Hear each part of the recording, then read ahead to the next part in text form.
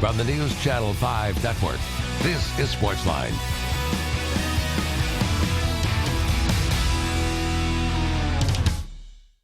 Hey there, SportsLine on your television. Steve Lehman here with you. Glad you are here with us on this Tuesday night on News Channel 5 Plus.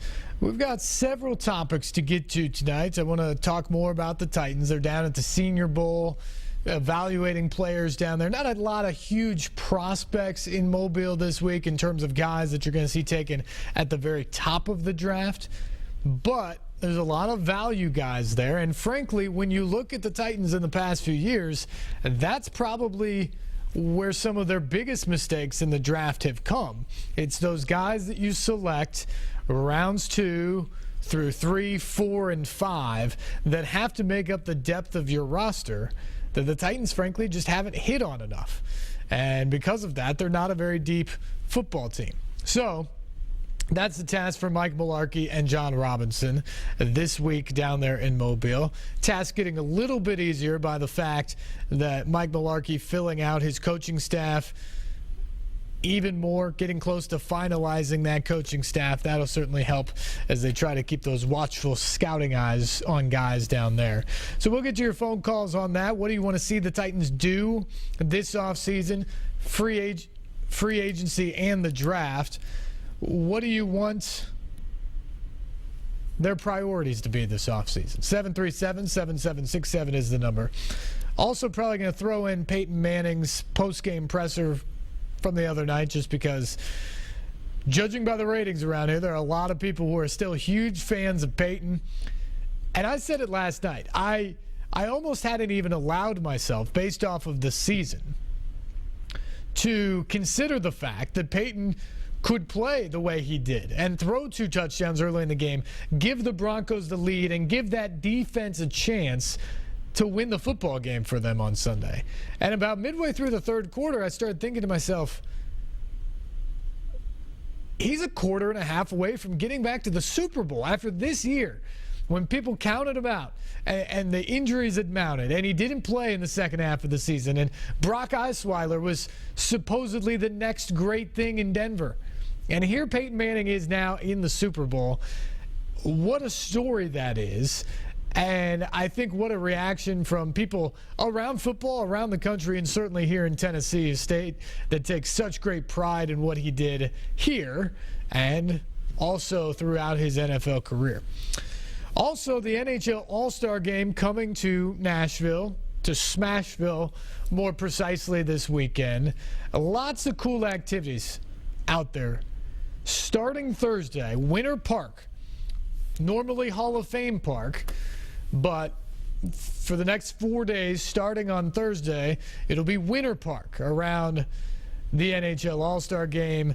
You can go ice skating. There'll be free concerts down there. There will be other interactive activities and various things, food and drink vendors throughout the park. It's going to be a fun place to be, and it's free. How awesome is that, to be able to go downtown and hang out and do some of those things? We're going to talk to Scott Ramsey of the Nashville Sports Council coming up later in the program. He's going to be able to detail some of the stuff that's going on. He'll also be able to talk about the NHL Fan Fair that'll be in the Music City Center. That's not free, but it's not a huge, huge expense. And you can get in and do some of the interactive games and various things that's going on there. So that's another great opportunity for fans who don't want to spring or can't get their hands on skills competition or all-star game tickets, because look, they're pricey and they're not easy to get if you're not a season ticket holder. So that's understandable, but there's a lot of other great opportunities to get involved with All-Star Weekend. And frankly, some of the activities like the free concerts, you don't even need to be a hockey fan.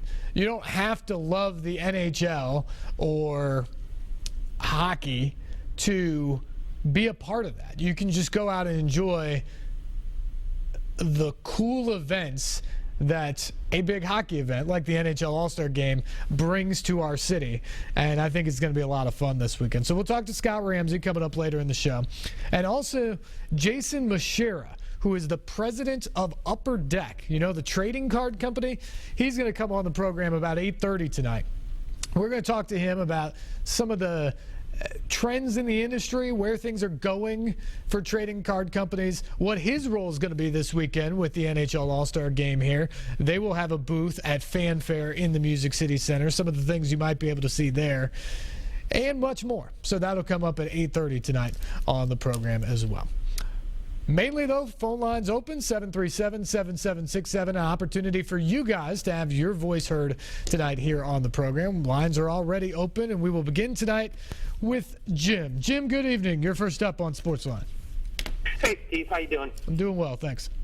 Hey, I just want to make a comment on the draft and see what you think about it. Sure. You know, they're talking about offensive line first and all that. But, you know, when you consider we have a Heisman-winning quarterback who's proved his weight in gold already, why not get the Heisman-winning running back and have that Heisman backfield totally solid and then go for the line and the secondary? What do you think about that? I think it's an interesting idea. What I think is going to happen there, Jim, is just the way running backs are valued in the NFL these days. People don't tend to spend a first-round draft pick, certainly not the number one pick in the draft, on a running back, even if you are the Heisman winner in Derrick Henry. So I don't think the Titans would venture to make that pick at number one. Now, if there's a trade possibility there and they move down and maybe pick up a couple other first-round picks, do you think about maybe going after Derrick Henry in the teens? Or maybe if you get a pick in the low 20s, is that a place you go after Derrick Henry? Maybe. Something else I want to throw out there, though, is I've heard a lot of people, a lot of scouts out there say they don't think Derrick Henry is the best running back in this draft. He's a tall, upright runner. That raises some red flags for people. Now, a lot of Titans fans out there will say, I know another tall, upright runner who is pretty darn good here in two-tone blue, and that's Eddie George. So it doesn't necessarily mean that he can't be good, but I know some people that have some red flags about Henry because of that style, and people who think that a guy like Ezekiel Elliott, maybe of Ohio State, would be the better back in the National Football League. I love Elliott's game. I love his style and what he does as a running back, and I think he'd be very good specifically in a system like the one that Mike Mularkey and this Titans offense wants to run.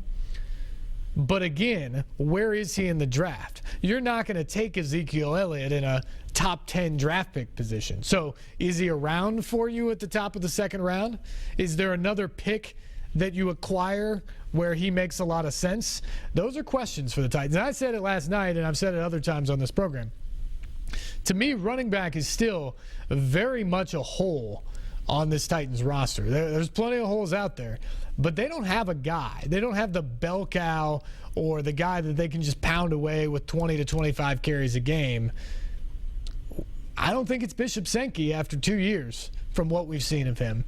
It's not Antonio Andrews after what we saw last year. He's a fine complement player, but he's not your star in the backfield.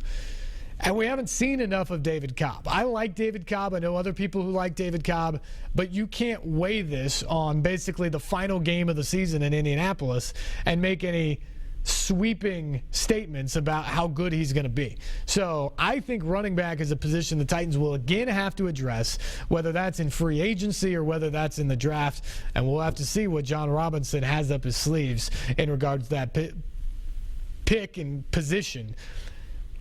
Jim, again, though, I mean, I like the idea of coupling the Heisman Trophy winners together. That would be a very interesting backfield. I think Derrick Henry's been a great player at the college game, and I think he's got a shot to be a really good one at the NFL. But the value of a running back is certainly at the number one pick, just not going to happen. So maybe later on in the draft, but not up top at number one.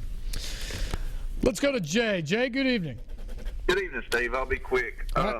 I just wondered what your thoughts were on the Super Bowl. I really think Carolina's going to have their way with Denver. I think their defense is excellent, especially Luke Kuechly. I guess that's his name. Yep. But I think he's an excellent linebacker. And also, I think the NFL quarterbacks of the future are like Cam Newton and Russell Wilson and Marcus Mariota. I think that is your future type quarterbacks, the ones that can pass, the ones that can run.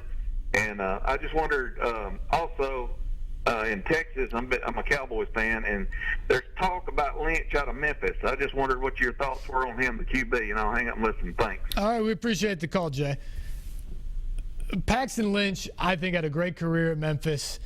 Maybe slipped a little bit towards the end of this season. He's going to be up there. He's going to be a first-round type of projection guy. The thing you hope, if you're a Paxton Lynch fan, or frankly if you're a Titans fan, is for Paxton Lynch to really shine in these workouts in the offseason, go to Indianapolis and just have a great combine. Because if he can move himself up the draft boards and have people interested in him as a top 5, maybe even the number 1 overall pick, obviously that's great for his stock, but also for the Titans. A lot of people are interested in the Titans trading that pick. I frankly think sitting here right now, that's the ideal situation for the Titans, is to trade the pick to acquire more picks to fill more holes. The one thing they don't need is a quarterback, so they can afford to make that move. The one problem is in this draft, there is no slam dunk quarterback. There's no Andrew Luck or Jameis Winston or Marcus Mariota. So who do you attract to be your partner to move up to that number 1 pick? So you love it if a Paxton Lynch or Carson Wentz is the big guy at the Senior Bowl this week, maybe Jared Goff out of California. You love it if those guys blow up this offseason and move up the draft boards and become a potential target for a trade at that number 1 pick. That would be great. So I think Lynch winds up probably in the top 10 picks. How high he goes depends completely on what he does in this offseason. In terms of the Super Bowl, I am concerned about Denver's offense against that Carolina defense. You hit it on the head. Luke Kuechly is a special player at linebacker, and it seems like every time he gets his hands on a ball, it's not just an interception, it goes back to the house. That's just incredible, the impact that he has had there. Now, they did lose Thomas Davis in the last game. He hopes to play, but how effective is he going to be with that broken arm in the Super Bowl? That is a real question for Carolina and for everybody going into that game. Peyton's going to have to be more vintage like Peyton in this game. Is 2 weeks enough to help him get even more healthy to throw the ball downfield and stretch it from time to time? Because that Panthers defense is so good that if they're one-dimensional and short passing and they can't run the ball super effectively, I think that's too much to put on Peyton's shoulders at this point. But again, how many people were saying that a week ago going into the New England game? That there was no way that a Peyton Manning at this point, with that foot injury, as little as he's played this year, could go up against Bill Belichick and outduel Tom Brady in an AFC championship. And what did he do? He came out and was sharp right from the get-go. He gets them to the lead and allows his defense, which is darn good as well, by the way, to go out there and win them the football game. That's the type of performance. Peyton can't have turnovers. He can't. Obviously, Carson Palmer had 6 against Carolina on Sunday. Peyton's got to be he's got to be careful with the ball. He's got to be turnover and air free. And I think for them to win this game, he's got to make a couple big plays. It can't just be kind of the game manager that he's been lately. He's going to have to make a big throw or two for Carolina or to be able to solve that Carolina defense. As far as the quarterbacks in the NFL, I think that's a great question about the mobile quarterback and the era of the mobile quarterback. We got to take a break. But on the other side, I'll give you my thoughts on the mobile quarterback, the guys like Cam Newton, who should be the MVP, and where the NFL's going at the quarterback spot. Phone lines are open, 737-7767. We've got a whole nother segment of your phone calls coming up, so stay tuned. You're watching SportsLine here on News Channel 5+.